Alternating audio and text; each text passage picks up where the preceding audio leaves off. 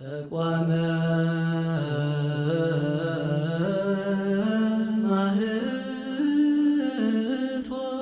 ማህቶት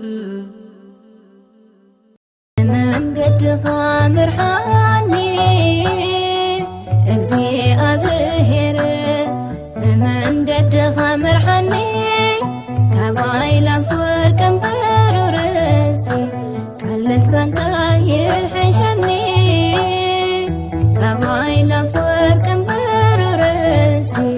ሕግ አፍካ ይሕሸኒ በስመ አብ ወወልድ ወመንፈስ ቅዱስ አሃዱ አምላክ ምኽሪ ነፍሶም ከጥፍኡ ንዝደለዩ ዝኸበርካ ሓወይ ዝኸበርኪ ሓፍተይ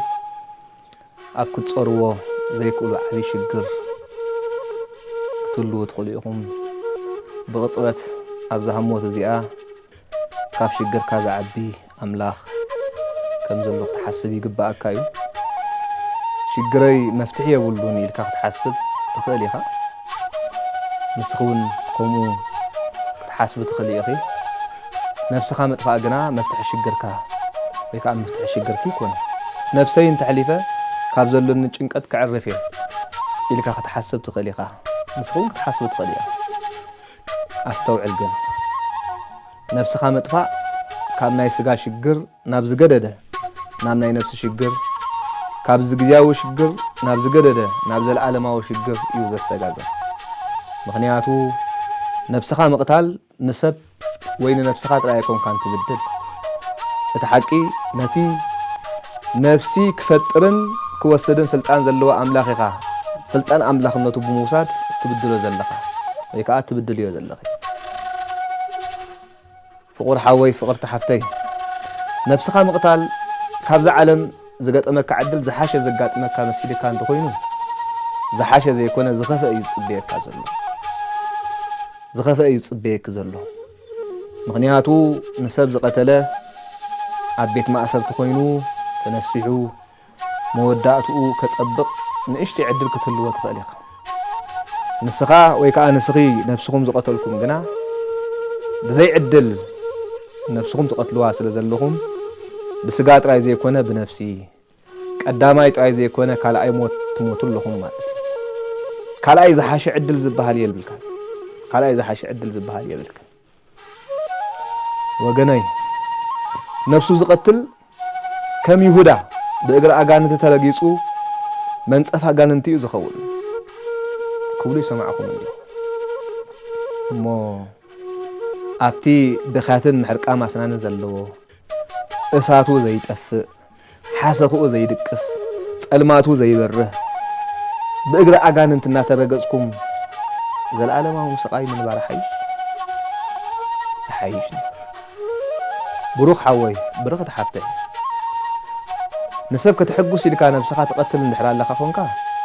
ብሞትካ ዝሓዝን እምበር ዝሕጎስ የልዎን ከምኡውን ንሰብ ከተጉሂልካ ነፍስኻ ተጥፍእ እንተለኻ ጸላኢኻ ብሞትካ ይሕጎስ እምበር ኣይጉህን እዩ ስለዚ ፈታዊኻ ከይጉሂ ጸላኢኻ ክሕጎስ ነፍስኻ ይተጥፍእ ምናልባት ተስፋ ብምቑራጽ ኣብዚ ዓለም እዚ ጸላኢ እምበር ፈታዊ ዝበሃል የብለይን ትብል እንትኾንካ ወይ ከዓ ትብል እንድሕር ኮንኪ ሰብ ክጸልኣካ ዘይጸልኣካ ሰብ ክጸልኣኪ ዘይጸልኣኪ ካብቶም ሚልዮናት ሰባት ዝፈትውኻ ወይ ከዓ ዝፈትውኺ ፍትወት ናቱ ሓንቲ ፍትወት ትበልጽ ሓቀኛ ናይ ልቢ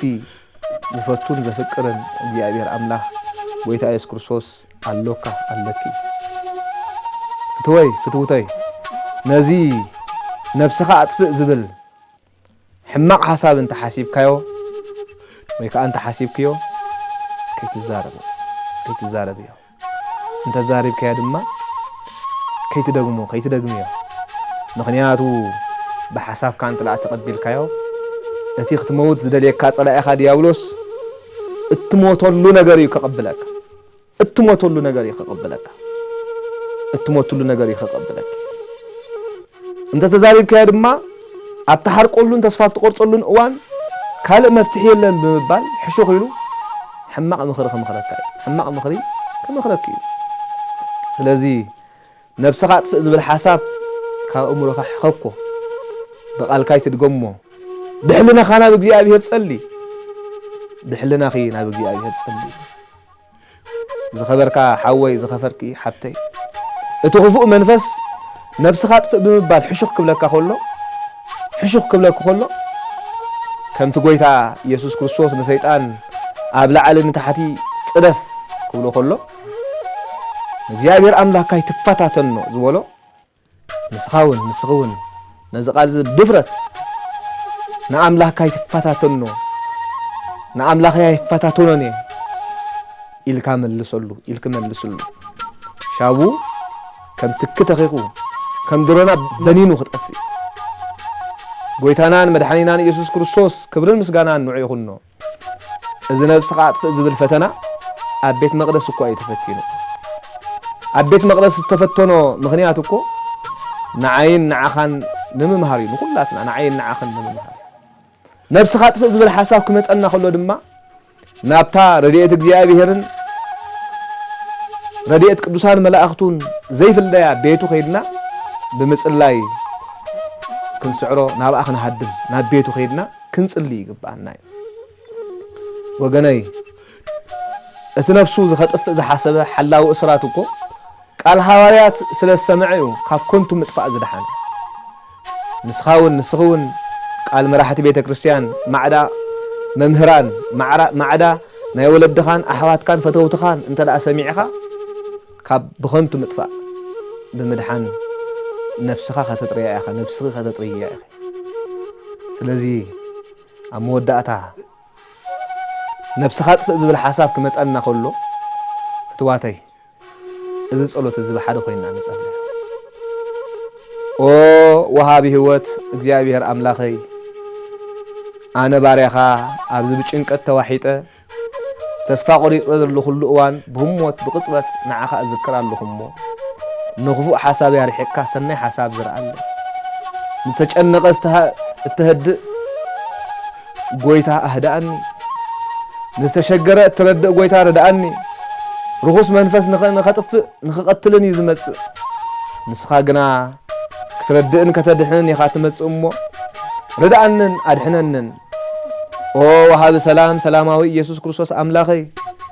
ኣብዛ ሰላም ዘይብላ ዓለም ሰላመይ ተዘሪቡ ተስፋይ ማህሚኑ ዝጥምቶን ዝሪኦን ጠፊእና ኣሎ ንዓይ ዝረአየኒ ዘሎ ብርሃን ዘይኮነ ጸልማት እሞ ብብርሃንካ ምርሓኒ